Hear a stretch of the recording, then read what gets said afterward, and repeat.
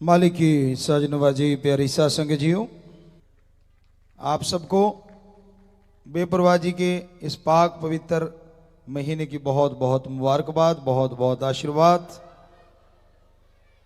सबको मालिक खुशियों से नवाजे, दया में रहमत से नवाजे और खुशी, प्रसन्नता, आनंद, परमानंद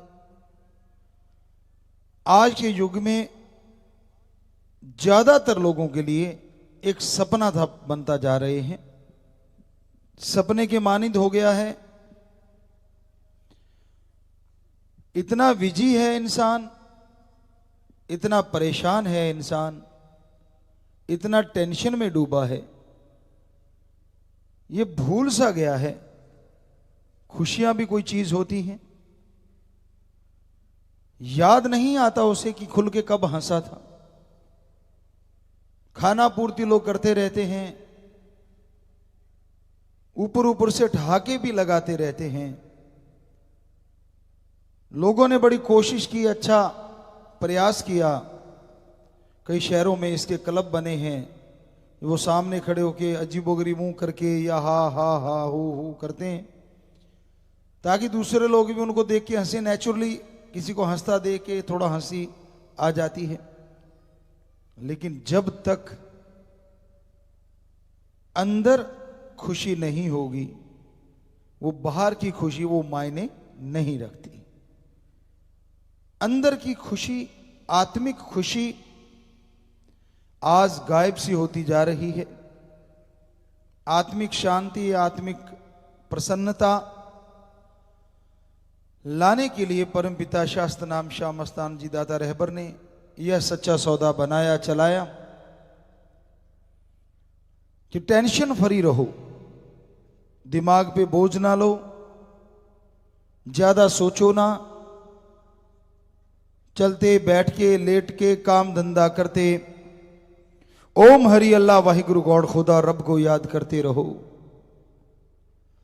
तो आप अपने गम को गलत कर पाएंगे, टेंशन फ्री हो पाएंगे, संतुष्टि अंदर ले आएंगे, तभी मालिक की कृपा दृष्टि के लायक आप बन पाएंगे, तभी सच्ची प्रसन्नता, सच्चे आनंद का अनुभव होगा। वरना तो खोखली हंसियां हो गई हैं, दिखावा हो गया है, या फिर गंदी सोच के साथ लोग किसी को देख के हंसते हैं, मुस्कुराते हैं। अदरवाइज नेचुरली मुस्कुराना बड़ा मुश्किल हो गया है। काम धंधे का बोझ है, बिजनेस व्यापार का बोझ है, बेरोजगारी का बोझ है, और इंसान के अंदर इन सारी चीजों ने एक तूफान खड़ा कर रखा है। बचपन से लगता है, कपड़ा लत्ता खिलौना कहीं देखता है, उसका बोझ महसूस करता है कि मेरे पास क्यों नहीं। धीरे धीरे बढ़ता जाता है, इच्छाएं भी बढ़ती चली जाती हैं। तो क्या बचपन से ही अपने आप को कंट्रोल करने का तरीका सीखना चाहिए? आप किसी भी कंप्यूटर को, किसी भी लैपटॉप को, किसी भी फोन को सीख सकते हैं, कंट्रोल कर सकते हैं, लेकिन क्या कभी आपने अपने आप को कंट्रोल करने के लिए टाइम दिया है? आपका जो बिना वजह का गुस्सा है, आपकी जो बिना वजह की ईगो है, जो क्लैश होती है तो झगड़े होते हैं, और अगर वो सही हो जाती है तो आप खुश हो जाते। कभी आपने अपने अंदर की बुराइयों को साफ करने के लिए सोचा है? थोड़ा सा भी टाइम दिया है कि भाई हाँ, मेरे अंदर फलां फलां आदत बुरी है, ये चीज मुझे नहीं करनी है जिंदगी में। एक बार हो गई कोई बात नहीं, आगे से ना होने पाए, क्या आपने कभी महसूस किया है अपने खुद के बारे में? दुनिया जहान में आपको सब नजर आता है, फला आदमी ये कमी है, इसको बोलना नहीं आता, इसका दिमाग सही नहीं है, ये अहंकारी है, ये घमंडी है, ये तो चुगली निंदा करने वाला निंदक है। पर क्या आपने कभी अपने दिलो दिमाग में सोचा है आप कैसे? जरूर सोचा करें। कम से कम 5-10 मिनट सुबह शाम 24 घंटे में कभी भी सिर्फ और सिर्फ और सिर्फ अपने लिए दिया करो। एकांत में बैठो, पहले पानी पियो, सारी सोच को छोड़ने की कोशिश करो और फिर एकाग्रता के साथ, सुमरन के साथ सोचो कि आप में कौन सी आदतें अच्छी हैं जिनको और आगे लेके चलो और जो बुरी हैं उन्हें छोड़ दो। बजाय कोई आपका साथी आपको टोके, आपको बुरा लगेगा? आपका मां बाप, बहन, भाई, दादा, कोई भी टोके आपको। आज के दौर में ऐसा समय आ गया है, खान पान ऐसा हो गया है, गुरु पीर फकीर भी टोक दे उसकी भी लोग मरोड़ी खा जाते हैं। बाकियों की तो बात छोड़ो। तो कोई आपको टोके या रोके, क्यों ना आप रोज 5-10 मिनट देंगे अपने लिए और फिर अपने आप ही उस आदत को छोड़ दें। 100% हम गारंटी देते हैं, जो मालिक का नाम लेने वाले हैं वो तो 100% जान जाएंगे आपको कौन सी आदतें लगी हुई हैं। नॉर्मल इंसान जो सुन रहे हैं, आप पानी पीजिए, थोड़ा सा ओम हरि अल्लाह वाहिगुरु को याद कीजिए, यकीन मानो आपको भी फीलिंग आएगी कि हां ये मेरी आदत गंदी है, ये मेरी आदत अच्छी है। करना बड़ा आसान है, फिर उस पर अमल करना जरूरी है कि हां इनको छोड़ना है, इनको अपनाना है। तो आप करके देखेंगे, सुखी आप रहेंगे, परिवार रहेगा, समाज रहेगा, तो देश अपने आप ही जुड़ गया। तो अपनी सोच के बारे में, अपनी आदतों के बारे में सोचना अपने आप में बेमिसाल बात है, छोटी बात नहीं है। सोच के बताइए, आप कौन सा ऐसा बैठा है सामने बैठे आप ऑनलाइन यहां जो डेली शाम को 10 मिनट अपने लिए देता हो? एक हाथ खड़ा हुआ है, वो उस पक्का पता नहीं, बीच बिचाड़ा सा है। बहुत कम, डेली रोजाना सिर्फ 10 मिनट अपने बारे में, खुद के बारे में, भजन सिमरन नहीं। हाथ नीचे हो गए। तो कहने का मतलब एक भी नहीं है, बड़ा मुश्किल है ये चीज। तो फॉलो करना शुरू कीजिए। आज का दिन है, 5 मिनट या 10 मिनट। हाँ, हाथ खड़ा किया है साथ संगत ने। ये आप पर्ण देते हो ना, तो आज हम आपको एक पर्ण दिलवाते हैं। आप रोज ही अपनी मर्जी से करते रहते हो, वो आप किस तरह का करते हो कभी कुछ। हम चाहते हैं कि हमारे बच्चों का फायदा हो, तो जोर से नारा लगाएं, हाथ नीचे कर लें। मालिक बहुत बहुत खुशियां दे और दया में रहमत से नवाजे कि आप 5 या 10 मिनट सिर्फ और सिर्फ, आप हाथ नीचे कर लीजिए, कि अपने बारे में सोचेंगे। चाहे 5 मिनट पानी पीजिएगा, लंबी सांस 3 लीजिए, चाहे MS जी कह के या राम राम कह के, अल्लाह अल्लाह कह के, वाहिगुरु वाहिगुरु कह के, जो ठीक लगे आपको, पर राम का नाम लेना। और बस 3 श्वास के बाद शांति से सोचिए कि हाँ भाई, बचपन से शुरू हो जाइए। एक दिन में नहीं पहुंचेंगे यहां तक आप हैं, चलो 5-7 दिन, 10 दिन, 15 दिन लग जाएंगे कि हाँ भाई मैं देखो ये किया करता था, अच्छा लगता था, ये बुरा था, करते करते करते जो आज का दिन है वहां पहुंचोगे, तो फिर वो 5 मिनट भी बड़े लगा करेंगे कि यार मैं क्या ढूंढूं, मैं तो कर चुका हूं। वही 5 मिनट फिर आप अपनी बॉडी की सुनने की कोशिश करना, जब अपनी आदतें सुधार पाएं, कर पाएं। हर आदमी की बॉडी आदमी के लिए डॉक्टर होती है।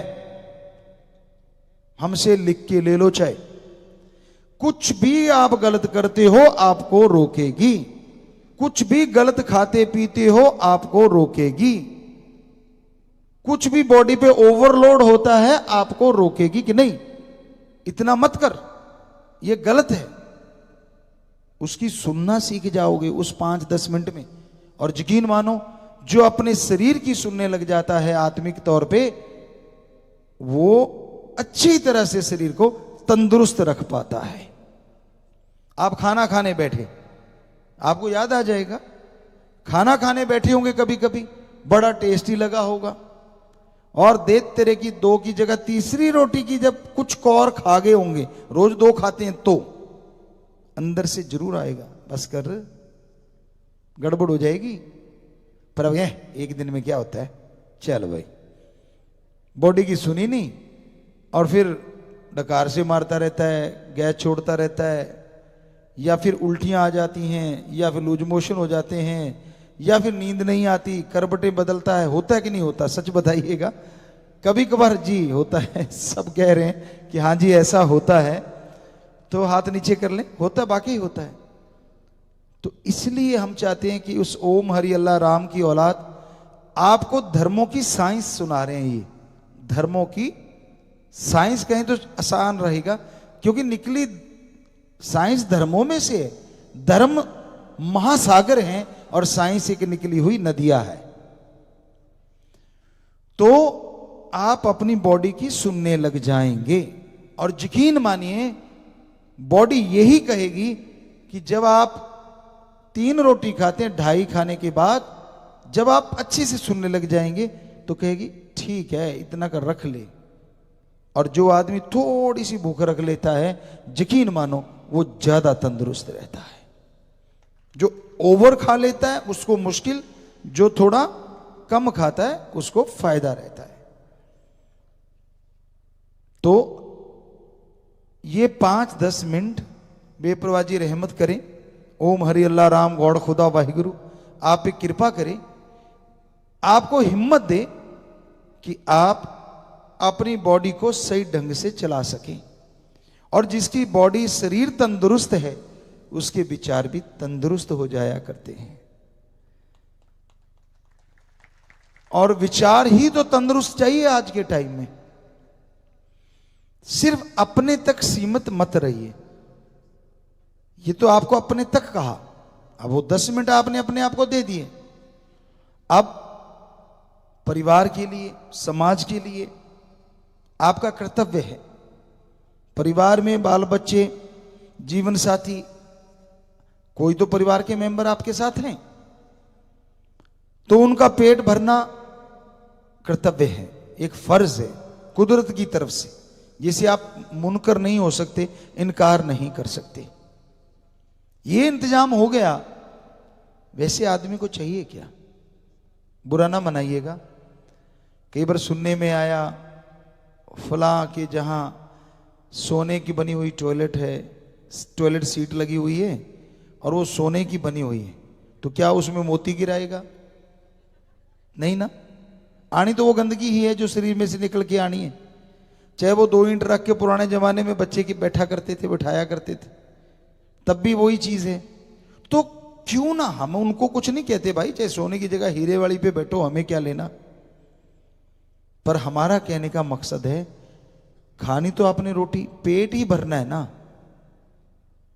तो क्या गरीब आदमी पेट नहीं भरता? क्या वो मजबूत नहीं होता? क्या उसका शरीर स्ट्रांग नहीं होता? होता है ना। बल्कि वो ज्यादा वर्क करता है, उसका ज्यादा मजबूत होता है। असलियत में थोड़ी एक्सरसाइज भी ऐड करनी चाहिए बॉडी के लिए। और खाने पीने का सामान आ गया, रहने का मकान आ गया, पहनने के कपड़े हैं, बैठने के लिए गाड़ी, कार, स्कूटर, साइकिल, जो भी है साधन आ गया, तो क्या आपका फर्ज नहीं कि बाकी समाज के लिए भी आपको सोचना चाहिए? कुछ ऐसे भी होंगे, हमने अपनी आंखों से देखा था, एरिया का नाम नहीं बताएंगे, अपने देश में यहां मिट्टी को कूट के घास डाल के रोटी बना के वो लोग खा रहे थे। मिट्टी की रोटी, मिट्टी के तवे पे, और 4 ईंट ऐसे, 2 पीछे 6, और ऊपर तवा मिट्टी का रखे, और उसके ऊपर वो घास कूट के मिट्टी में, और उसको कूट के पका के, और बच्चे खा रहे थे। घास ज्यादा था, मिट्टी कम। तो आप जब बताइए, क्या आप उससे गरीब हैं? आप तो स्वर्ग में रहे इन एरियो में। रोटी खाने को बढ़िया मिल रही है, पहनने को कपड़े और सारा कुछ है, तो आपका फर्ज बनता है, अगर आप में इंसानियत जिंदा है, कि दूसरों के लिए भी सोचें। इसलिए कमाओ, खूब कमाओ, पर हमारे अकॉर्डिंग 15% से लेके 25% तक, अगर आप ज़्यादा ही बड़े हैं तो 25, नहीं तो 15, 10, जितना भी आपका ठीक लगे, आप दूसरों के लिए, यानी अपने शरीर को छोड़ के, परिवार को छोड़ के, उनके लिए जो जरूरतमंद हैं, अपने घर में पैसा निकाल के जरूर रखा करो।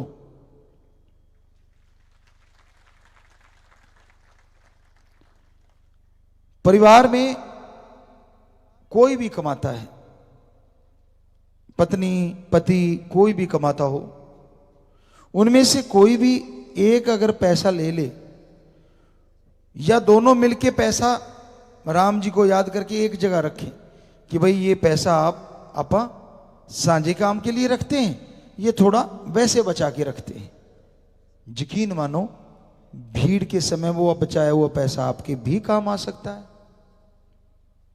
कोई पता नहीं होता समय का कब करवट बदल दे, इसलिए बचत करनी सीखो।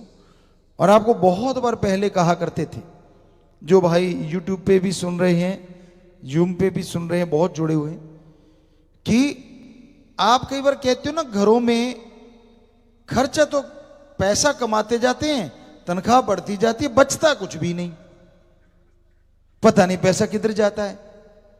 पहले कम पढ़े लिखे होते थे तो कहते थे जी भूत है कोई, पड़ोसन के पास ज्यादा ध्यान होता था बहनों का, फलां आई थी वो टूना टामण कर गई कोई। नहीं, ऐसा कुछ नहीं होता। आप एक डायरी लगा लीजिए, आजकल तो आप फोन पे नोट बनाते हैं, पर हम नहीं चाहते, हमारे अकॉर्डिंग तो आज भी डायरी सेफ है, आपके डिवाइस सेफ नहीं है। आप मानो ना मानो वो आपकी इच्छा है, एक छोटी सी डायरी हो, डेली के खर्चे लिखो उस पे, 1 महीने में पता लग जाएगा पैसा जाता कहां है, बात ही कुछ नहीं। ये बेपरवाही नहीं, उस बॉडी में भी हमने आपको बोला था बहुत साल पहले। तो ये भी जरूर सत्संगी या सारे जो सज्जन कर सकते हैं, जो कहते हैं ना हमें पैसे का पता नहीं लगता किधर उड़ गया, हम आपको गारंटी देते हैं महीने बाद आपको पता चलेगा। सारी फैमिली बैठ के सोचना कि ये डंगा गलत कर रहे हैं और उसको अवॉइड कर देना, यकीन मानिए घर में लाभ आना शुरू हो जाएगा। तो बच्चे हाथ खड़ा कर रहे हैं कि जी हाँ हम तो डायरी लगाएंगे जी। तो आशीर्वाद मालिक और खुशियां दे, नारा लगाओ, हाथ नीचे कर लो,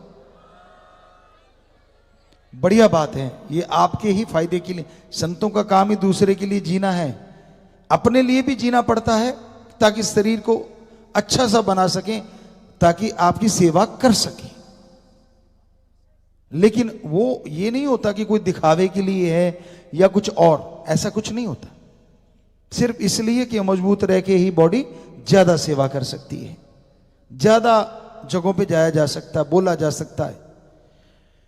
तो आप जो कहते हो ना मैं सोने को भी हाथ लगाता हूं राख बन जाता है, आज आपने वायदा किया, जो सुन रहे हो उन्होंने भी अगर वायदा किया तो यकीन मानिए आप भी डायरी लगा लेना। हमें मानो ना मानो वो एक अलग चीज है, हमारे बच्चे मानने वालों ने तो वायदा कर लिया, लेकिन जो नहीं मानते, अजी जो कुछ भी हो चुपके चुपके आप सुन रहे हो, तो एक डायरी आप भी जरूर लगा के देख लेना, फायदा है आपके घरों में।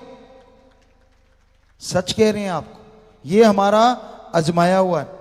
जब हम आश्रम में आए थे 90 में, तो उसके बाद वो कागजात वहां से लाए गए, तो यहां बिटिया ने भी देखे होंगे, वो छोटे छोटे कागज थे और हमारी डायरियां थी। यानी हमने शायद 9 साल की उम्र में, यहां तक हमें याद आता है, उस समय तक हम 3-4 क्लास में 4 क्लास पढ़े होंगे शायद, या 3 या 4 ऐसा कुछ।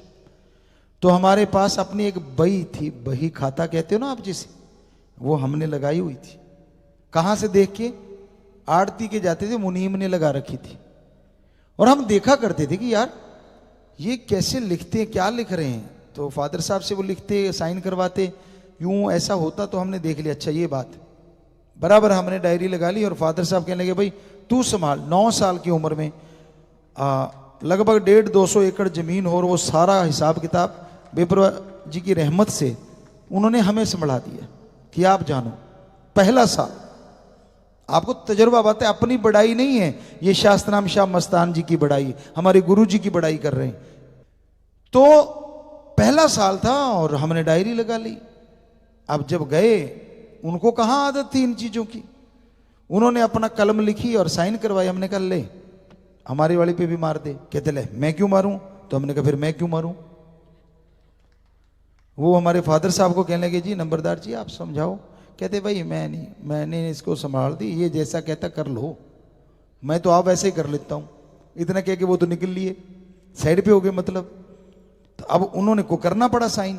अब जो भी खर्चा हो, जो भी आमदन हो, वहां उनके जमा हो वो। और लास्ट में 3 महीने 6 महीने बाद जब भी हिसाब हुआ, टाइम ख्याल में नहीं, अब हिसाब करने लगे तो कहने लगे जी ये देखो आपका ये खर्चा। हमने कहा जी ठीक है। कहते इस खर्चे का हमारे शाहूकारी ब्याज होता है 2 रुपए सैकड़ा, वो लगाएंगे। हमने कहा जी बिल्कुल ठीक, लगाओ। उन्होंने कैलकुलेट किया, हमने भी किया, तो सही निकल आया।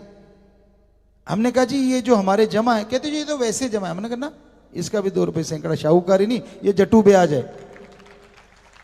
कहते जट्टू भी कोई ब्याज होता है? हमने कहा हाँ होता है, पैसे पे तो ब्याज ही होता है, जब वो जट्टू हो चाहे शाहूकारी हो। फिर फादर साहब को कहते जी आप समझाओ इनको, आप कब से कर रहे हो? कहते भाई मेरा कोई काम नहीं, मैंने इसको दे दी, भाई ये जाने इसका काम। चुप हो गए। अब कलमे मिलाने लगे तो वहां घपलेबाजी, जो खर्चे हमने लिखे थे उसे 1.5 लिख रखे, एक कलम को 2 3 बार लिख रखा। कहते नहीं तेरे वाली में गलत। हमने कहा साइन है, ये देख आप लोगों के साइन है इस पे, और इधर मेरे हमने भी अपने बराबर 2 पेज लेते थे, एक भी उन पे साइन कराते थे, खुद लिख के खुद के साइन करते थे। हमने कहा इस तारीख को इस टाइम, हम टाइम भी लिखते थे, इस टाइम पे आपने साइन करवाए थे। कहते तू टाइम भी लिखे बैठा है? कहते हमारे पास तो तारीख है। हमने कहा ना इस टाइम को हम आपकी दुकान पे आए थे और इस टाइम पे साइन की थी, ये देख है तेरे पास टाइम। वो मुनि वो लिखता नहीं, वो बेचारा क्या लिखे, अब उसको क्या पता टाइम भी लिखना होता है, बेपरा जी ने ख्याल दिया होता। तो अब 9 साल का एक बच्चा, जरा सोचिए आप, इतना हिसाब किताब निकला। और हमने कहा जब हमारे पैसे जमा थे तो आप उसमें से काटो, पहली बात जायज तो ये है, और जो बच के उसका ब्याज हमें चाहिए। आप पैसे हमारे रखे हुए हो, खर्चा जो आया है उस पे ब्याज लगाए जा रहे हो, और हमारे पैसे वैसे रख रखे, बराबर ब्याज लेंगे। सीधा सा आ जाओ, जो हमारे पैसे वो काट लिया करो, चलो हम ब्याज नहीं लेंगे, थोड़ा ले लेंगे। तो दोनों में जो आपको ठीक लगता आ जाओ। तो बड़ा पेचीदा मसला हो गया, काफी देर लगी, 2-3 घंटे लगे, लेकिन आखिर उनको मानना पड़ा। लोग इकट्ठे हो गए, जिम्मेदार कहते अच्छा आप सबके साथ ऐसे करते हो, हमसे और सीख लिए। अब उनको लगा कट बढ़ रहा है, कहते नहीं जो तू कह रहा है, जैसे कह रहा है वही ठीक है, फाइनल। और ऊपर ले गए, सब्जी खिलाई, दाल दूल, मतलब आजा तेरे को खाना खिलाते। हमने कहा खाना अपनी जगह खिलाओ, कोई बात नहीं, आप आओगे हम भी खिलाएंगे, घर में आओगे, लेकिन ये यहीं रहेगा, ये बही खाता नहीं बदलने वाला। तो उसकी इतनी चर्चा फैल गई, आप चाहे पूछ ले उस टाइम के बुजुर्ग होंगे वहां जाके कभी भी आसपास के इलाकों में, कि एक नंबरदार का लड़का है, 9 साल का है सिर्फ, और उसने मुनीमों के छक्के छुड़ा दिए भाई। क्यों? ये चर्चा फैल गई। और जो किसान आए हुए थे उन्होंने भी बहियां लगा ली। वो हमें कहते, फादर साहब के साथ ही बैठे थे खाना, जब कई महीनों बाद आए, 1-2 महीने बाद, कहते नंबरदार जी बड़ा आपका लड़का वो है। कहते क्या है? बहुत तेज है। कहते क्या तेज है? कहते यार हमें नुकसान हो गया, वैसे बहुत ज्यादा पता नहीं क्या बनेगा, ये तो राम जाने। कहता अब हर जिम्मेदार बही साथ लेके आता है। पहले हमारी एक बही होती थी, अब हमारी दुकान में 15 बहियां हो जाती हैं जब 15 लोग आ जाते हैं। हर किसी के पास बही अपनी काख में दवाई, अब बाकी तो थैले में आते हैं। जिम्मेदार किसान बेचारा जैसा है वो काख में दवाई, कहते ये देखिए अरे भाई लिख इस पे, फिर मैं तेरे पे लिखूंगा। तो कैसे कोई ठगी मारेगा? और आप कैसे खर्चा ओवर कर लोगे? आप तो याद नहीं करते ना समोसे के रात को कितने के खाए आए। हम 1 रुपए का ब्रश, उस समय आता था टूथ ब्रश, 73 की बात है या 74 की, जब हम थोड़ा पढ़ना सीखे तभी से लिखते थे। आदत बेपरवाही जाने उन्होंने क्या ख्याल दिया, हर चीज इस टाइम पे हमने फलां दुकान से ब्रश लिया, यहाँ पे चाय पीने गए, ये इतने लोग साथ थे। तो जब वो डायरी देखते तो हर कोई दंग रह जाता कि ये तो हर पल की खबर है इसमें। तो आप लिख के देखना, वो तो आपकी याद ही नहीं होता। चलते चलते कितने खा गए, वो कहते ले ये भी कोई लिखना लिखना है, ये भी पैसा है। वो ताई की दुकान थोड़ा, आजकल तो ताऊ भी ना दे शायद, वो भी कहेगा मेरा लगा खर्चा तो दे ही दे बेटा। पुराने जमाने में होता था कि चलो रिश्तेदारों में कोई आ गया दे देते थे। आजकल तो यार दोस्ती में भी नहीं छोड़ते। काफी समय से हमने देखा है, कपड़ा खरीदने जाते या कुछ सामान खरीदने जाते तो वो पता चला क्या रेट है भाई, कहते जी 200 रुपये मीटर है, 100 रुपये मीटर है। बड़ी चीज होती थी, वैसे 40-50 रुपये मीटर भी बहुत बड़ा होता था 75 में, तो 74 में। तो अब मान लिया, अभी देखा कि ये तो यार अपना जान पहचान वाला, बहुत क्या रेट है। जो आम जनता को दिया था कि यार ये 50 रुपये है, 40 रुपये है, चल यार तू अपना बंदा है, तेरे को 30 लगा दूंगा। आया कितने में, 15 रुपये मीटर। 10 रुपये का सामान 50 में बेच रहा है, तेरे को कितने में दे दिया, 30-35 में। तू खुश, मेरे को 15 छोड़ दिए, वो खुश, चल 15 कम आए, बाकी बच कितने गए, 10-15 का ही है, 20 रुपए तो फिर भी बचा ले गया। तो उसका तो कुछ नहीं कर सकते आप, दिमाग लगाना पड़ता है। अगर हो सकता है बहुत कुछ, अगर ट्राई करो, एक ही जगह ना हो, पर आप हिल के राजी नहीं होते। दोस्त बनाए होते सबने, ये दुकान वाला मेरा दोस्त है, वो वाला दोस्त है हमारा, हमने नहीं ऐसा कर रखा था, पर आप तो करते हैं। वो मिठाई की दुकान वाला, यार आओ जी बैठो जी, क्या पियोगे, पानी पियो जी, इतने में आपका दोस्त हो गया। उसको ये है कि ये ग्राहक मेरा पक्का हो गया। तो कोई भी चीज लेते हैं कहीं से भी, वो चाहे किसान से लो या दुकान से लो, ठोक बजा के लेनी चाहिए, ट्राई करके लेनी चाहिए। क्यों, आपका पैसा है, मेहनत का। ज्यादातर लोग इसीलिए नहीं सोचते क्योंकि पैसा टेबल के नीचे वाला होता है, वो किधर से भी निकल जाए क्या फर्क पड़ता है, फिर आ जाना है। पर जो मेहनत की कमाते हैं ना, पसीने छूट जाते हैं जब पैसा कमाना पड़ता है। और उस पसीने में जो पैसा कमाया जाता है वो पछता भी नहीं दूसरे की, अगर कोई ज्यादा ठगी मार जाए। ये भी हमारी आजमाई हुई बातें जिंदगी की, बहुत देखा है हमने लोगों को ऐसे करते। आपको पहले भी सुनाई, बस आज एक बात और सुनाते हैं। वही बात सेम, कि हमारे फादर साहब थे, बहुत ज्यादा परमार्थ करते थे, परमपिता जी का रहमो करम था। और हम छोटे से थे तो बैठे, और एक सज्जन आते, अपने ऊंट साथ ले आते। बड़ा कमरा था, यहाँ चने का नीरा वगैरह होता था, वो बराबर होता था। चने के रेट हमारे ख्याल से उस समय 60 रुपए या 65 रुपए क्विंटल, ऐसा कुछ। और ऐसा ही बराबर नीरा जो उसका चने का बचता था, फूस वगैरह, जो चारा कह लो, वो भी बराबर का ही रेट होता था। 60-65 अगर चने तो वो 50-55 बराबर बराबर, लगभग लगभग। तो वो आता, और बहुत बड़ा हमारे कमरा था, और उसमें वो सारा पड़ा होता था, ऊँटनी होती थी, रखते थे।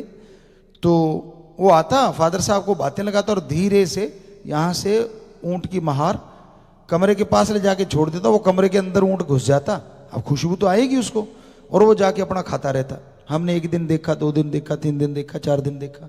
हमने कहा अच्छा, ये तो बड़ा चालाकी कर रहा है। और बातें ऊँट पटांग, कोई मतलब नहीं बातों का। उतनी देरी बातें करता जितनी देर ऊँट का पेट ना भरता। जैसे ऊँट बाहर आ जाता, अच्छा नंबरदार जी मैं जा रहा हूँ। उन्होंने अच्छा बेटा। तो हमने फादर साहब को कहा क्या चल रहा है, कहते मुझे पता है, ये मुझे समझ रहा है कि मैं बोला बड़ा हूँ। चल कोई बात नहीं, बेचारा गरीब है।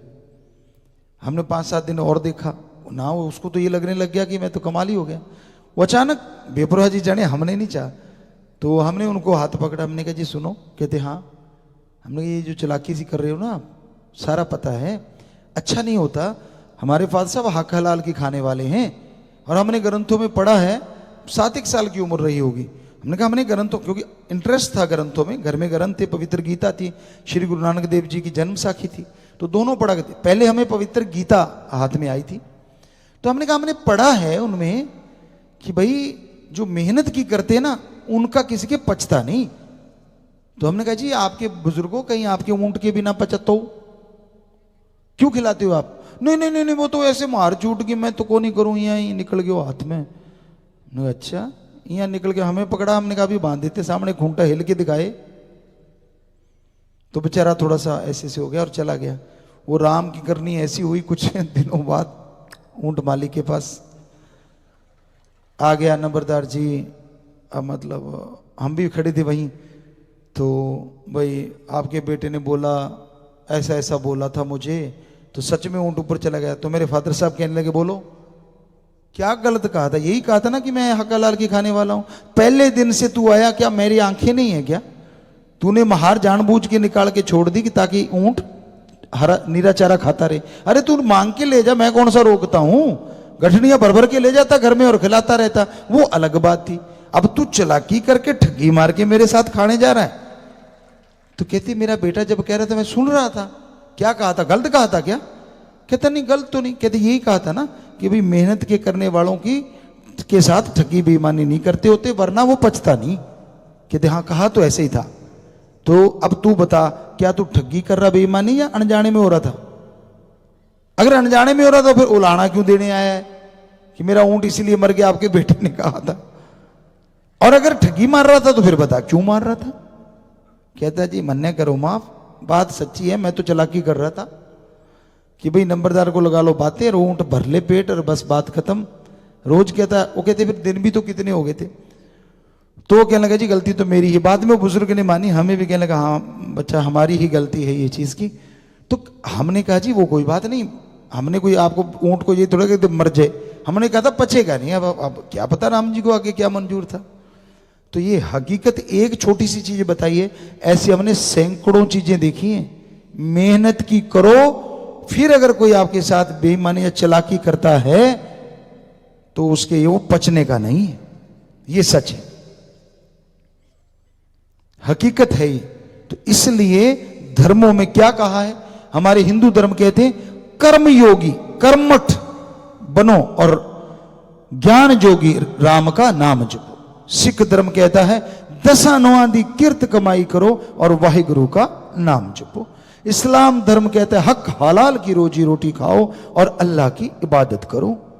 ईसाई धर्म कहता है हार्ड वर्क करो और गॉड्स प्रेयर करो। तो धर्मों ने ये जो वचन कहे हैं, क्या ये सच नहीं? अभी प्रत्यक्ष को प्रमाण की जरूरत नहीं। और यही बात शास्त्रनाम शाह मस्तान जी दाता रहबर ने हमें पढ़ाई सिखाई, इसलिए हम बचपन में से ही वैसे करते थे जैसा सतगुरु चाहते थे। तो ये हकीकत है बच्चों। आप कई लोग ये भी कह देते हैं जी चलो मैंने ठगी मार ली, 10 रुपए की चीज 90 में बेच दी, 10 रुपए का परमार्थ भी तो कर रहा हूं, तो 70 किधर जाएंगे? वो 10 रुपए भगवान को दे के 70 का दबका मार गया भाई। 70 तो तू लिपेट गया। 10 की चीज आई, 100 में बेच दी या 80 में बेच दी या 90 में बेच दी, अब 10 मालिक को दे दिए, 20 हो गए, 70 तो फिर भी। कहते नहीं नहीं इतना तो चलता है। किस ग्रंथ में लिखा भाई? कौन से ग्रंथ में लिखा है कि रोज ठगी मारो, बेईमानी करो, मालिक को 2-4 रुपए चढ़ा दिया करो, बस हो गया काम? ना ना ना। ऐसे तो फिर जो तीर्थ स्थान है वह अगर आप कहते कि उसे पाप धुल जाते हैं, सारा दिन पाप करो, शाम को डुबकी मारी साफ, सुबह फिर शुरू कर लो, क्योंकि पास ही तो है, एक डुबकी ही तो मारनी है। ये आपने गलत नतीजे निकाले हुए हैं, धर्मों में कहीं नहीं लिखा ये चीज, ये आपकी बनाई चीजें हैं। तो इसलिए मेहनत की करके खाया करो, अपने लिए टाइम निकाला करो और खर्चे लिखा करो, आमदन लिखा करो। आप अपना पर्सनल टाइप सारा परिवार उसमें ऐड होना चाहिए, ताकि पता चले कौन कितना खर्चा करता है, पता तो चले।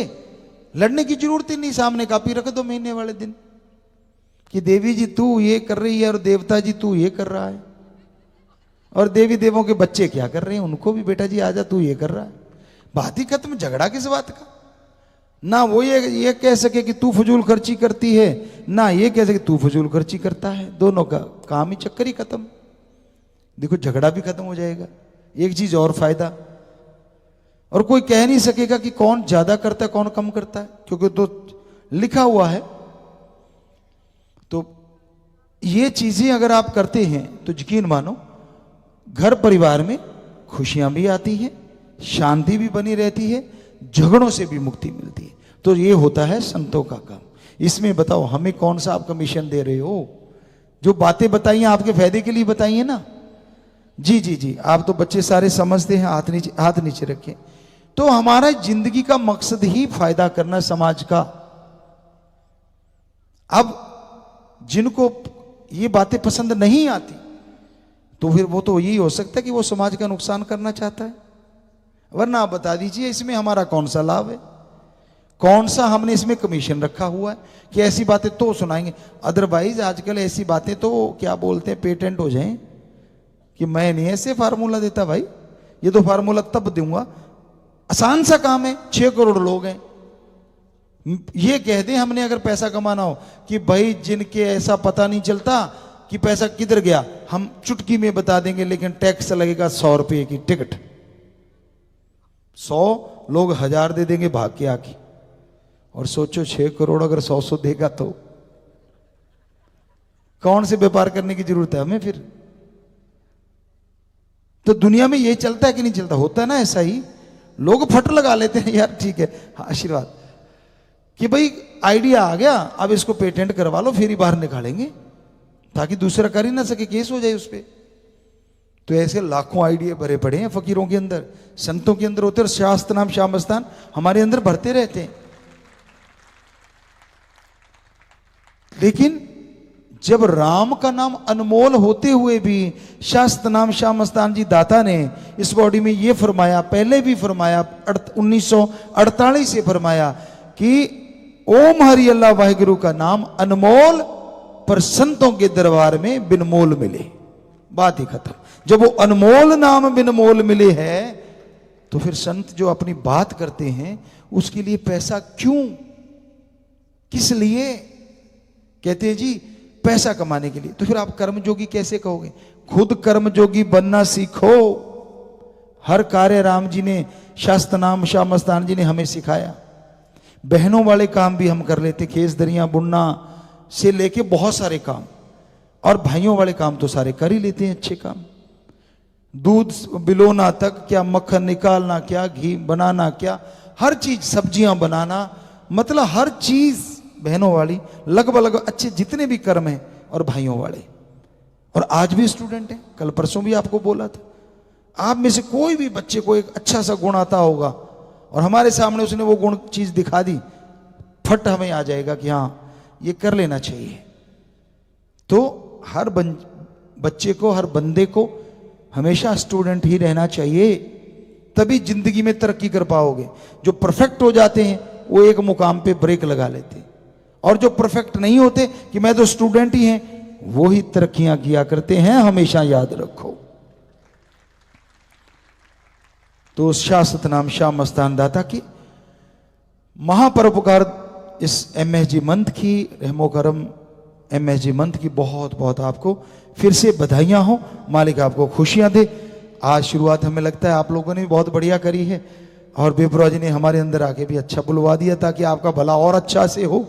तो आप अमल कीजिएगा।